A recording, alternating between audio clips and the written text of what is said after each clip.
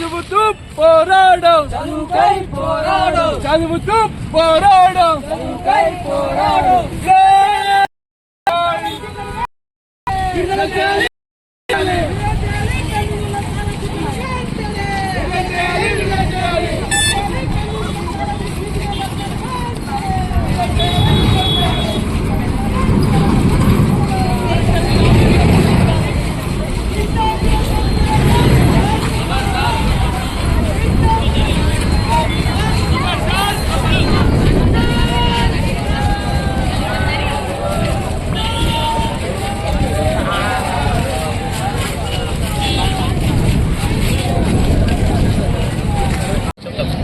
ఈ రోజు ఎస్ఎఫ్ఐ రాష్ట్ర కమిటీ పిలుపు మేరకు ఈ రోజు రాజన్న సిరిసిల్ల జిల్లాలో ఉన్నటువంటి విద్యార్థులను సమకూర్చుకొని ఇలా కలెక్టర్ ఆఫీస్ కు రావడం జరిగింది.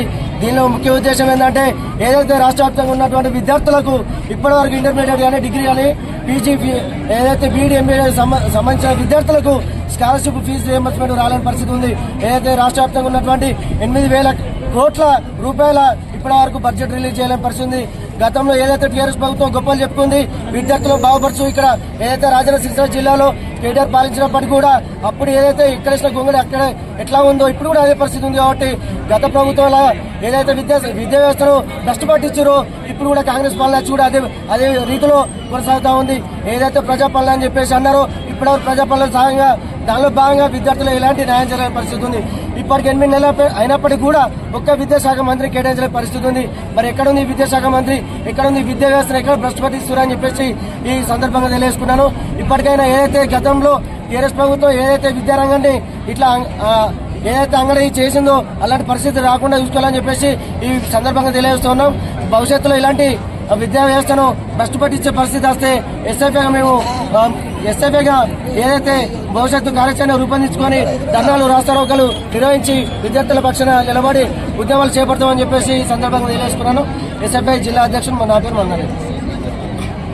పెండింగ్ లో ఉన్నటువంటి స్కాలర్షిప్లు మరియు ఫీజు రియంబర్స్మెంట్ విడుదల చేయాలని చెప్పేసి భారత విద్యార్థి ఫెడరేషన్ ఎస్ఎఫ్ఐ రాజన్న సిరిసిల్ల జిల్లా కమిటీ ఆధ్వర్యంలో ఈరోజు విద్యార్థులతో పెద్ద ఎత్తున జిల్లా కలెక్టర్ కార్యాలయం ధర్నా చేపట్టడం జరుగుతా ఉంది.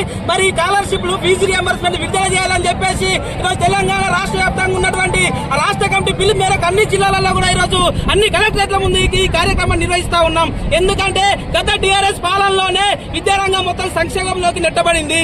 ఆ టీఆర్ఎస్ ప్రభుత్వం కూడా విద్యార్థులు చిన్న చూపు చూసింది. గత 3 సంవత్సరాలుగా స్కాలర్షిప్ విడుదల చేయలేదు. మరి ఎన్నో ఆశల కొద్ది కాంగ్రెస్ ప్రభుత్వం వచ్చిన తర్వాత మరి విద్యార్థులకు న్యాయం జరుగుతుందని చెప్పేసి కూడా అంతే ఇప్పటికి 6-7 నెలలు కలుస్తా ఉన్నా ఇప్పటికి కూడా విద్యారంగం గురించి పట్టించుకున్నటువంటి పరిస్థితి లేదు. ఈ నూతనంగా వచ్చినటువంటి కాంగ్రెస్ ప్రభుత్వంలో మధ్యాహ్నానికి మంత్రి ఉన్న పరిస్థితి ఉంది తప్ప ఇప్పటి వరకు ఒక విద్యారంగానికి మంత్రి కేటాయించలేనటువంటి పరిస్థితి రోజు తెలంగాణ రాష్ట్రంలోని కాంగ్రెస్ ప్రభుత్వం చేపడుతున్నటువంటి పరిస్థితి ఉంది. ఏదైతే రాష్ట్ర వ్యాప్తంగా ఉన్నటువంటి 8,000 పైచిలు కోట్ల రూపాయలు ఉన్నాయో వాటిని వెంటనే విడుదల చేయాలని చెప్పేసి కూడా ఈ రోజు మేము డిమాండ్ చేస్తూ ఉన్నాం. స్కాలర్షిప్ రావాలంటే ప్రభుత్వ నిబంధనల ప్రకారం ఏదైతే విద్యార్థులు అడ్మిషన్ పొందుతారో ప్రారంభంలో 25% ప్రారంభంలో విద్యార్థుల అకౌంట్ లో వేయాలి. మధ్యలో ఖచ్చితంగా మిగిలిన 50% అకౌంట్ స్కాలర్షిప్ రూపంలో వేయాలి. అక్కడ మీకు అయిపోయే నాటికి చివరిలో మిగిలినటువంటి 20% స్కాలర్షిప్లు విద్యార్థులకు వేయాలి. ఈ ప్రభుత్వం ఇచ్చేటువంటి స్కాలర్షిప్లే పేద విద్యార్థులకు ఉపయోగకరంగా వాళ్ళ చదువులకు ఉపయోగపడే రకంగా ప్రభుత్వం పెట్టినటువంటి పథకం. అలాంటిది మరి అక్కడ మీకు అయిపోయిన తర్వాత విద్యార్థుల చదువులు అయిపోయిన తర్వాత మరి ఎప్పటికో కానీ చివరికి కానీ రానటువంటి పరిస్థితి ఉంది. మరి చాలా మంది ప్రైవేటు కార్పొరేట్ కళాశాలలో విద్యార్థులు స్కాలర్షిప్లు రాక యాజమాన్యాలకు రియంబర్స్మెంట్ రాక ఈరోజు సర్టిఫికెట్ ఇవ్వలేని పరిస్థితి. ఉన్నత విద్య కోసం వేరే దగ్గరికి వెళ్ళాలంటే ఇక్కడ సర్టిఫికెట్ కావాలంటే అప్పులు చేసుకొని ఈరోజు సర్టిఫికెట్ కోసం అప్పులు చేస్తున్న పరిస్థితి ఉంది. ఇప్పటికీ కాంగ్రెస్ ప్రభుత్వంలో దుర్మార్గమైన పరిస్థితి ఏంటంటే ప్రైవేటు యాజమాన్యాల సైతం ఇలా రోడ్ల మీద వచ్చి రియంబర్స్మెంట్ కోసం యాజమాన్యాలు సైతం ఈరోజు ధర్నాలు చేస్తున్నటువంటి దుస్థితి ఈరోజు మనం చూస్తా ఉన్నాం. కాబట్టి వెంటనే పెండింగ్ ఉన్నటువంటి స్కాలర్షిప్ ఫీజు రియంబర్స్మెంట్ 8,000 కోట్లు విడుదల చేయాలి.